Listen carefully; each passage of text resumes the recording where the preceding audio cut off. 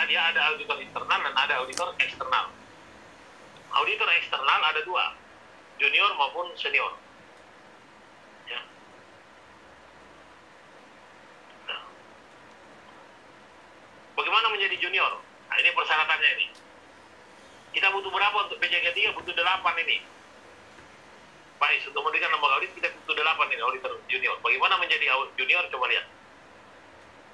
Lihat kesulitan pertamanya ini saya tidak tahu sengaja atau salah tulis mereka.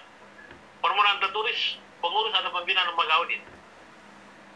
Kalau kita baca ini secara benar, berarti yang boleh mengusulkan mengajukan permohonan hanya lembaga audit. Kita yang bukan lembaga audit bisa tidak? Tidak bisa kalau begini pikiran. Makanya saya protes dengan teman-teman di Kementerian Ekaus, kalian keliru ini. Kenapa begini? Ini berpotensi kena undang-undang anti monopoli. Karena menutup ruang bagi orang lain. Begitu orang lain tertutup ruangnya, berarti Anda memelihara monopoli. Itu dilarang dalam undang-undang anti monopoli.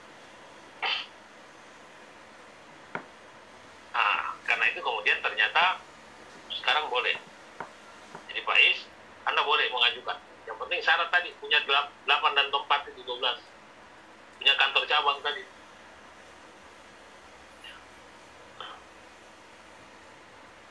Kalau Anda mengusulkan personil Anda untuk menjadi auditor junior, apa persyaratannya?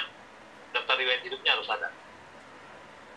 Surat keterangan dokter sehat, surat keterangan sehat dari dokter harus ada, gampang. Nah, ada sertifikat pembinaan auditor SMK 3. Yang ini sekarang Anda ikutin. Itu yang dimaksud, sertifikatnya itu yang dimaksud. Ya, ijazah oke. Nah. Ya. Sorry. Fotokopi sertifikat pembinaan auditor SMK 3. Yang tadi yang saya maksud yang 3 hari. Ini yang dimaksud, salah saya ya. Yang dimaksud adalah fotokopi sertifikat pembinaan auditor SMK 3. Yang mana yang 3 hari? Lalu ijazah, ijazah S1 ya, atau D3. Lalu ini, yang ahli K3 tadi, keputusan penunjukan ahli keselamatan kesehatan kerja, jadi SKP sebagai ahli K3. Itu persyaratannya. Kesulitannya muncul.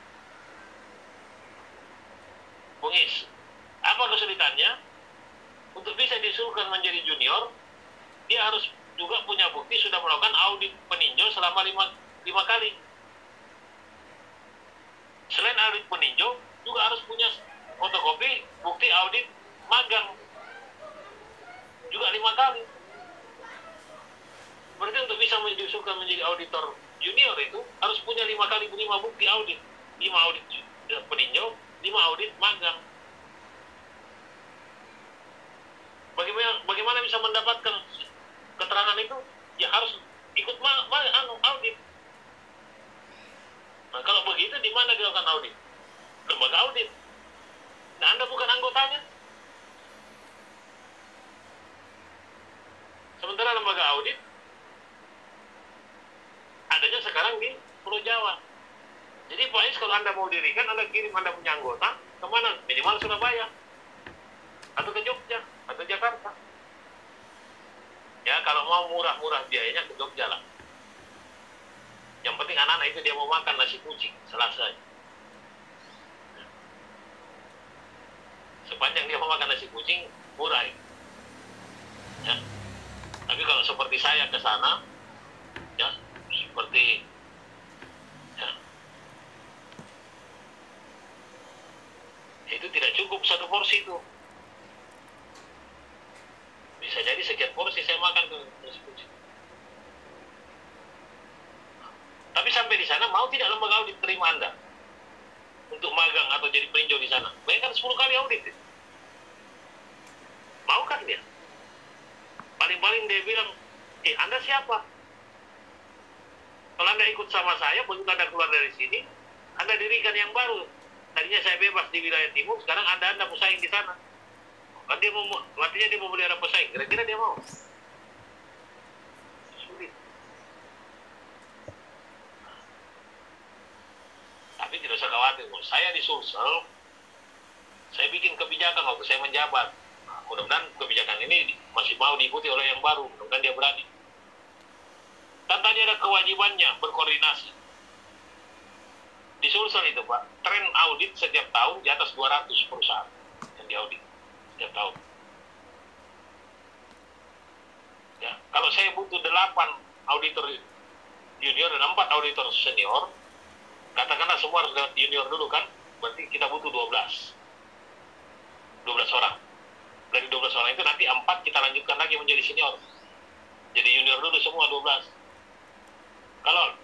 Kalau 12 ini berarti kalau satu orang butuh 10 kali, berarti saya butuh 120 audit.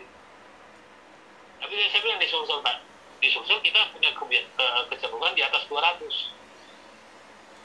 Kalau 120 saja saya butuh 1 tahun dapat 12 auditor junior.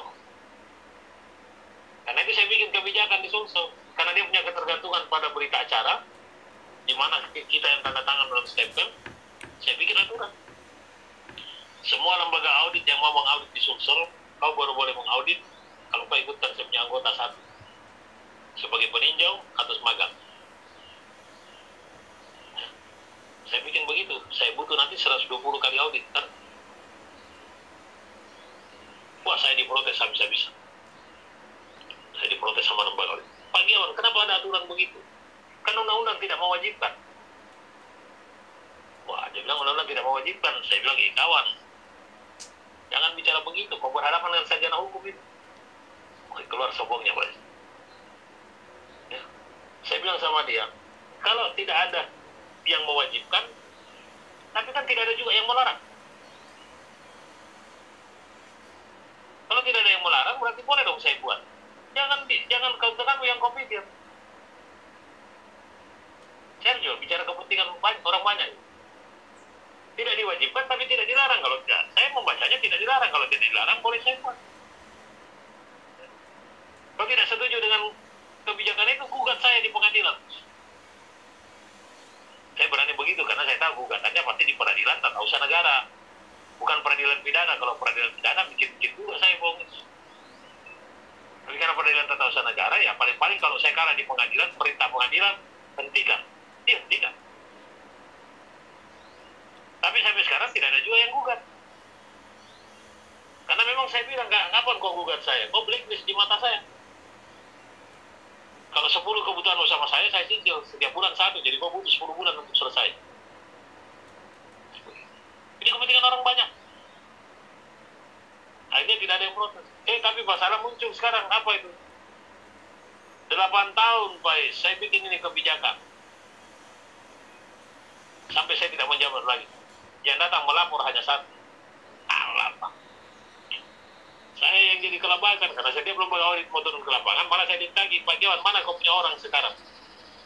Mai, saya sudah bikin persyaratannya, tidak ada yang berpartisipasi. Aduh, susah juga saya. Mungkin nanti Pak, kami mungkin Pak bisa diajak. Nah, itu tadi saya bilang, yang penting mau ke Sulsel. Hanya masalahnya pejabat yang ganti saya mudah-mudahan berani. Bisa Pak. Ya. Kalau dia berani, ya nanti kita provokasi, bantu. Iya Pak, tunggu saja infonya Pak. Iya, siap. Ya.